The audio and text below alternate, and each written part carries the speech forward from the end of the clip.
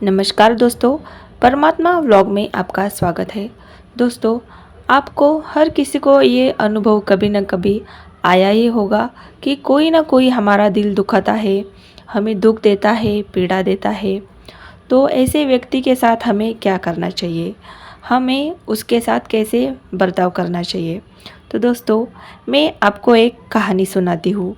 एक बार एक अंधा व्यक्ति मंदिर में जाता है भगवान के दर्शन करने के लिए, लेकिन वहाँ उपस्थित लोगों को जब ये समझ आया कि ये व्यक्ति तो अंधा है, तो कुछ लोगों ने उसका उपहास करना शुरू कर दिया और कहने लगे कि जिसको दिखता ही नहीं है, वो भला मंदिर में क्या करने के लिए आया होगा। कदाचित ईश्वर से शिकायत करने आया होगा कि क्यों आपने मेरी दृष्टि छीन ली। लेकिन इन सभी के बातों से उस अंधे व्यक्ति ने खुद को पीड़ित नहीं होने दिया। वो मुस्कुराया और उसने केवल एक बात कही, माना कि मेरे भाग्य ने मेरी दृष्टि छीन ली, किंतु मैं अभागी नहीं हूँ क्योंकि मेरा ईश्वर वो मुझे देख सकता है। तो दोस्तों, हमेशा ये स्मरण रखिएगा, ये याद रखिएगा कि दृष्टि नहीं, दृष्टिकोण आवश्यक है। यदि आपका दृष्टिकोण सही है तो अशुभ में भी शुभ स्वयं दिखने लगता है और मन प्रसन्न होकर कहता है, हरे कृष्णा। क्रोध एक ऐसी स्थिति है जिसमें जीभ मन से अधिक गति से काम करती है। लालच वो मनुष्य थी जिसमें स्वार्थ करुणा से अधिक काम करता है। प्रतिशोध जिसमें व्यक्ति दूसरों से अधिक स्वयं को हानि पहुंचाकर सुख पाता है।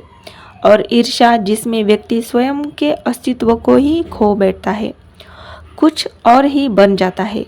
दूसरी ओर आनंद वो स्थिति जिसमें आत्मा शरीर से अधिक प्रसन्न होती है। और प्रेम वो परम भाव जिसमें हमारा दुख बढ़ जाता है और सबका सुख हमें आता है। तो आपको क्रोध, ईर्ष्या, लालच और प्रतिशोध में रहना है या आनंद में रहकर प्रेम से जीवन व्यतीत करना है, ये निर्णय स्वयं आपका है। यदि जांचने जाओ तो ऐसा कोई रत्न नहीं जिसमें कोई खोट ना हो, लेकिन अगर मन में बसा प्रत्येक रत्न हमारे लिए सर्वश्रेष्ठ है, यदि परखने जाओ तो संसार में ऐसा कोई जीव नहीं जो सर्प से अधिक विषैला हो, और मानो तो ऐसा कोई जीव नहीं जो सर्प से अधिक सरल हो, जो केवल अपने पथ पर चलता है। इसी प्रकार अगर मनुष्य को परखने जाओगे तो मनुष्य गुणवान नहीं लगेगा, किंतु अगर प्रत्येक मनुष्य में कोई ना कोई विशेष गुण होता ही है। बस बात आती है आपके दृष्टिकोण की। इसलिए अपने जीवन में मनुष्य को परखने में अपना समय नष्ट ना करे। मनुष्य कोई वस्तु तो नहीं है, मनुष्य आत्माधारी जीव है जो कदाचित आपके व्यवहार से बदल भी जाएंगे। पराये भी आपको अपना मानकर अपने गले लगाएंगे। बस प्रेम भाव को ऊपर रखिए। दोस्तों, इस पात्र का महत्व हम अच्छे से जानते हैं, जो शीतल जल को गर्मी के दिनों में हमें अमृत समान बनाता है। किंतु इस पात्र को बनाया कैसे जाता है, क्या इस प्रक्रिया के बारे में भी आप जानते हैं? दोस्तों, सर्वप्रथम कुम्हार स्वयं के पैर से माटी को गूंथता है, फिर उसे एक चाक पर चढ़ाकर घुमाता है, फिर उसके ऊपर बाहर से प्रहार करता है और साथ ही भीतर से सहारा भी देता है ताकि ये मटका टूटे ना। फिर अपनी ही बनाई रचना को जलती हुई भट्टी में छोड़ देता है तपने के लिए, और उसके बाद शीतल जल देने वाला ये पात्र हमें प्राप्त होता है। एक सर्वश्रेष्ठ गुरु भी यही करता है।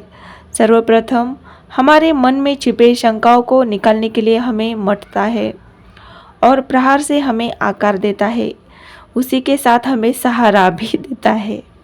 उसके बाद परीक्षा की अग्नि में उस भट्टी में छोड़ देता है और जलने के लिए, और तब जाके हमारा अस्तित्व बनता है। इसलिए अगर आपके गुरु कठोर हो तो उनसे क्रोधित ना हुए, क्योंकि वो वही कुम्हार है जो आपके जीवन के पात्र को एक सुंदर सा आकार देंगे। जीवन में जैसे जैसे आप आगे बढ़ते हैं वैसे आप कई लोगों से मिलते हैं। उनमें से कुछ आपका उत्साह बढ़ाते हैं, कुछ आपको शक्ति देते हैं, कुछ हताश हो जाते हैं, तो कुछ आपके ऊपर पत्थर भी छोड़ने लगते हैं। ऐसे में हम में से अधिकतर लोग क्या करते हैं?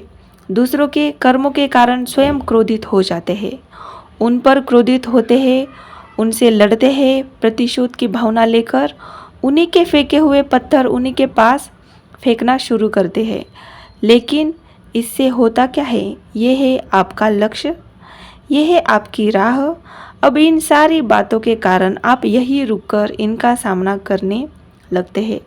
इसमें सफलता तो प्राप्त हुई, लेकिन आपको नहीं, उन लोगों को जिन्होंने आपको रोकने की इच्छा से सब किया था। यदि उसके बदले उन पत्थरों को इकट्ठा करके आप अपना एक घर बना ले तो आप पर पत्थर फेंकने वालों की संख्या धीरे धीरे कम होती जाएगी। आप भी विचलित ना होकर अपने लक्ष्य की ओर आगे बढ़ पाएंगे। तो आलोचना, उपहास से लड़कर स्वयं का समय व्यर्थ गंवाना चाहते हैं? ये अपने लक्ष्य की ओर अपना ध्यान केंद्रित करना चाहते हैं? ये निर्णय आपका है दोस्तों। जीवन में सभी आगे बढ़ना चाहते हैं, अपने लक्ष्य को पाना चाहते हैं, सफलता पाना चाहते हैं, किंतु सभी ये नहीं कर पाते। जुड़ जाते हैं ये उन प्रयास में कि ढूंढ ले वो कारण जिस कारण से ये असफल हुए। उसमें भी अधिकतर लोग गलत चुनाव कर जाते हैं। यदि इस बात को मैं आपको विस्तार से समझाऊं तो बात कुछ यही है। यदि मेरे दांतों में पीड़ा है तो पेट दर्द का काढ़ा पीने से दर्द कम नहीं होगा। यदि नींव में समस्या है तो मैं शिखर को कितना भी सजा लूँ, भवन तो गिरेगा ही। यदि हम जीवन में आगे नहीं बढ़ पा रहे तो कारण हमारे पाँव की मोच नहीं, हमारी छोटी सोच है। यदि हम हमारा भाग्य भविष्य नहीं लिख पा रहे हैं तो इसका कारण टूटी हुई कलम नहीं, औरों से जलन है। अगर महान कार्य करने से भी यश प्राप्त नहीं हो रहा तो इसका कारण तन का आलस नहीं, मन का लालच है।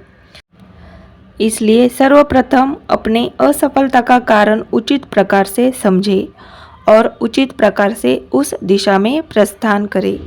आपको सफलता अवश्य मिलेगी, कोई आपको रोक नहीं पाएगा। तो दोस्तों, सफलता पाने के लिए ये है कुछ मूल मंत्र, इसका इस्तेमाल ज़रूर अपने जीवन में कीजिएगा।